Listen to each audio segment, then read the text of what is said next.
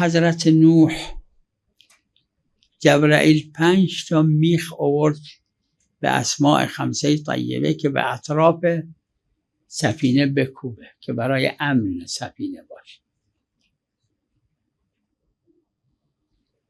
این به نام پیغمبر خدا صلی الله علیه و آله، این به نام امیرالمؤمنین صلوات الله علیه، این به نام حضرت زهرا صلوات الله علیها، این به نام امام حسن مجتبی علیه السلام، اون به نام پنجمین به نام امام حسین علیه السلام. نوح گرفت و این میخا رو کوبید. این میخ پنجم دید تره.